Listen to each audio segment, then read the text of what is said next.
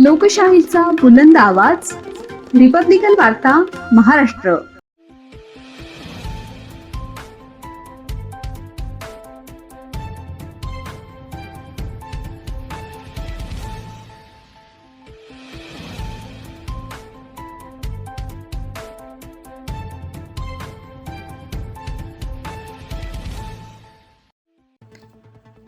म्हसरूळ शिवारातील आदिवासी धोंडे परिवाराची जमीन अडकली, न्यायासाठी आमरण उपोषण. आदिवासी कुटुंबाच्या जमिनीचा प्रश्न तातडीनं सोडवण्याची मागणी. प्रशासनाच्या भूमिकेकडे सगळ्यांचे लक्ष.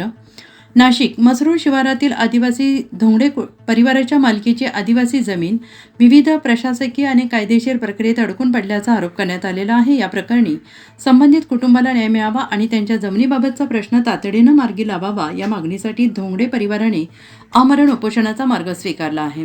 धोंडे परिवाराच्या म्हणण्यानुसार त्यांच्या पूर्वजांच्या मालकीची जमीन असूनही सदर जमिनीबाबत आवश्यक कार्यवाही होत नसल्याने कुटुंबाला मोठ्या अडचणींचा सामना करावा लागतो आहे. अनेक वेळा संबंधित प्रशासनाकडे पाठपुरावा करूनही प्रश्न सुटला नसल्याचा आरोप परिवाराकडून करण्यात आला आहे.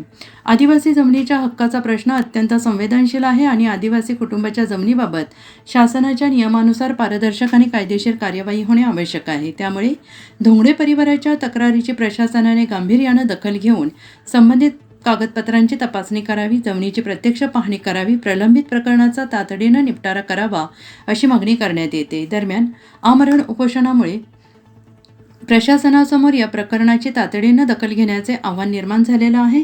संबंधित अधिकाऱ्यांनी उपोषणकर्त्यांशी चर्चा करून त्यांच्या मागण्यांवर योग्य तो निर्णय घ्यावा आणि आदिवासी धोंडे परिवाराला न्याय मिळवून द्यावा अशी मागणी नागरिक आणि सामाजिक कार्यकर्त्यांकडून केली जाते आहे. धोंडे परिवाराच्या जमिनीचा प्रश्न नेमका कोणत्या कारणामुळे प्रलंबित आहे याची चौकशी करून जबाबदार अधिकाऱ्यांची भूमिका स्पष्ट करावी आणि कायद्यानुसार तातडीनं कार्यवाही करावी अशी मागणी आता जोर धरते आहे. आणि या प्रकरणात प्रशासन पुढील काळात नेमकी कोणती भूमिका घेते याकडे म्हसरूळ परिसरातील नागरिकांचे लक्ष लागून राहिलं आहे. धोंगडे राहणार म्हसरूळ. काय आम्ही दिंडोरी जकात नाक्यावर आम्ही राहायला आहे. आमचं सगळं तिथं टपऱ्या होत्या. यांनी सगळे मोडतोड केली. प्रवीण लालचंद शाह राहणार टिळकवाडी.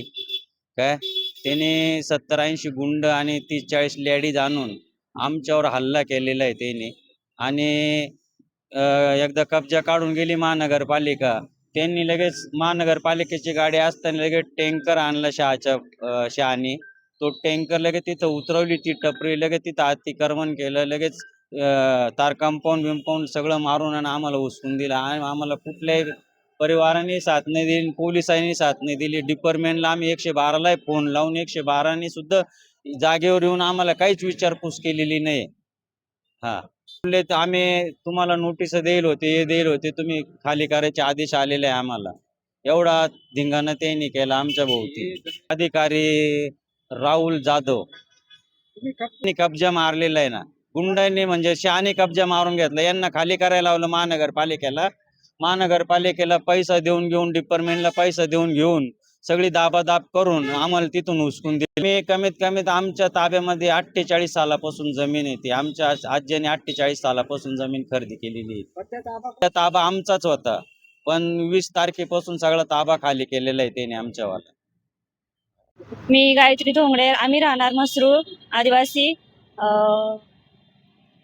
आमच्यावर खूप अन्याय झालेला आहे. प्रवीण शाह यांनी आमच्या जागेवर 50-60 गुंड पाठवून आमच्यावर मारहाण करून त्यांनी लेडीज पण पाठवल्या होत्या आणि डिपार्टमेंट पण आमची केस घेत नाही. महानगरपालिकेच्या गाड्या येऊन आमचं सगळं शेड मोडून तोडफोड करून निघून गेले. डिपार्टमेंटच्या गाड्या येत आहे, पाहून निघून जात आहे, आमची केस पण घेत नाहीये.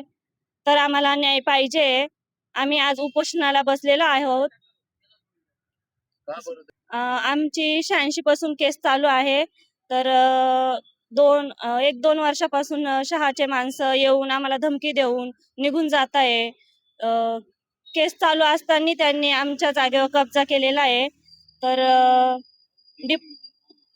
सुद्धा काही करत नाहीये, बघतंय निघून जातंय. आम्ही केस द्यायला जातोय तर कोणी केस पण घेत नाहीये.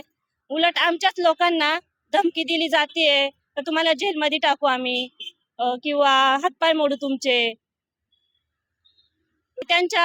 त्यांच्या तरी 30-40 लेडीज होत्या. त्यांनी माझ्या हल्ला केला, त्यांनी माझ्या गालात मारली, माझे केस ओढले, माझा फोन पण हिसकला त्यांनी आणि हाणलं पण मला.